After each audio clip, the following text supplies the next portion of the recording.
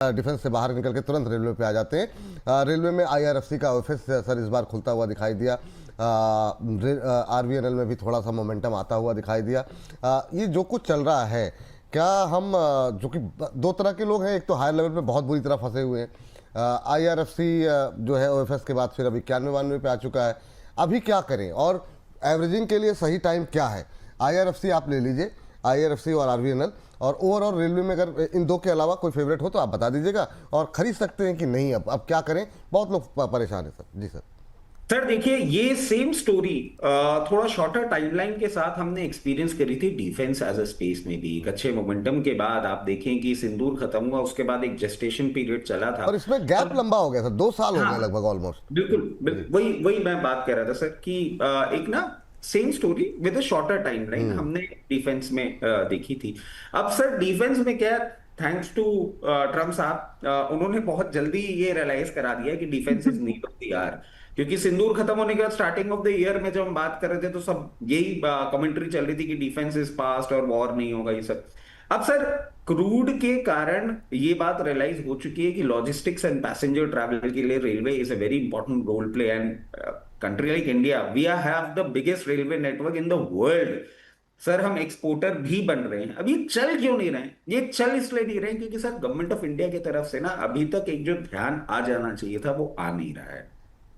Not that वो आएगा नहीं, वो आएगा जरूर, मगर थोड़ा समय मांग रहा है। जब तक वो अनाउंसमेंट्स नहीं आएंगे तब तक एक्सपेक्ट नहीं करना चाहिए कि ये मूव करेंगे। जितना भी मोमेंटम आ रहा है एक रेंज बाउंड मूवमेंट है।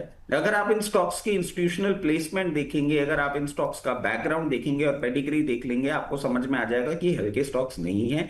They are a very strong, मतलब आप ऐसे समझ लीजिए, मैं आपको जब ये बात बोल रहा हूं sir, Indian railway the biggest, और रेलवे का बजट अलग से आता था, अब वो धीरे धीरे चीजें मर्ज हो गई, सब कुछ हो गई। तो मैं फंडामेंटल कवरेज आपको देना चाह रहा हूं कि फ्यूचर में इनमें एक अच्छा मोमेंटम आएगा, कोई भी परेशानी वाली बात नहीं है।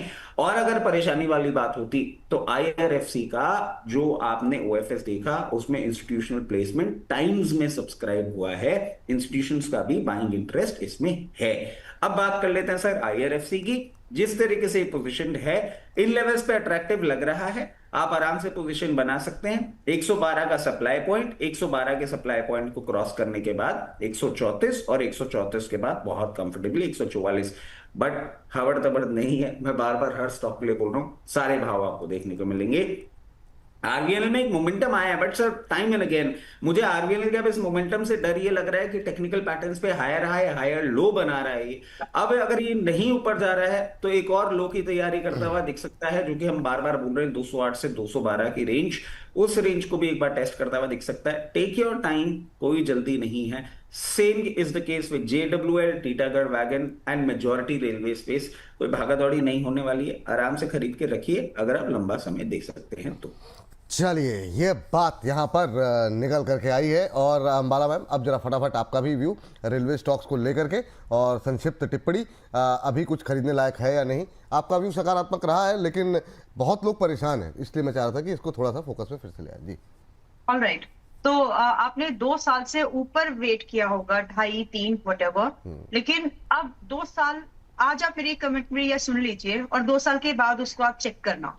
2 साल अच्छा, और 2 साल ये फिर लोगों का फिर पेशेंस जवाब नहीं, नहीं होता है। हाँ, वो तो कंप्लीट तो करने दो विपुल जी। कर लीजिए। मतलब 2 साल पूरे लगेंगे नहीं, लेकिन अपने 2 साल में क्यों इस समय का आपको इंपॉर्टेंस समझनी है। 2 साल आपने होल्ड किया, 2 साल में आपके स्टॉप लॉस कट चुके थे, टेक्निकल भी, फंडामेंटल तो नहीं कटे थे, लेकिन टेक्निकल स्टॉप लॉस कट चुके थे आपके, एग्जिट्स नहीं हुई पोजीशन। तो हमेशा से जब आप एक समय के बाहर जाकर के होल्ड कर लेते हैं ना, तो उसका मतलब समय, होल्डिंग का जो फर्दर समय, रिकवरी टाइम वो बढ़ जाता है। But this is the time Vipul ji. देखो सभी सेक्टर पे तो बूम आ गया, बचा क्या है अभी? बचा आपका ये लॉजिस्टिक, आपका रेलवे इंडस्ट्री बची है, जहां पर गवर्नमेंट ने अभी कुछ ज्यादा खुल के नहीं बोला है, स्टेट्स बोल रही है, सेंट्रल गवर्नमेंट पॉलिसीज आने बाकी है, आएंगी, तो थोड़ा सा पेशेंस और रख लीजिए। मैं आपको इतना बोल सकती हूँ कि आपने 2 साल होल्ड किया ना, 2 साल की हिम्मत और लगा लो। ठीक मैम, थोड़ा सा फास्ट चलेंगे मैम, आप वरना फिर बाद में लोग डांटेंगे कि मतलब सवाल हमारे ले नहीं पाए। तो अभी रेलवे में शेयर कौन से अच्छे लग रहे हैं? जी रेलवे में मुझे जो जेडब्ल्यूएल मुझे आज भी अच्छा लग रहा है, 200 के बाहर का, लेकिन अच्छा काउंटर है। लेवल बताते रहिएगा। आईआरसीटीसी, ऑलराइट, आप IRCTC एंड RVNL ये ऐसे काउंटर तो हैं ही जहां पर आप अपनी पुरानी महंगी बाई भी है ना तो ऐड कर सकते हो।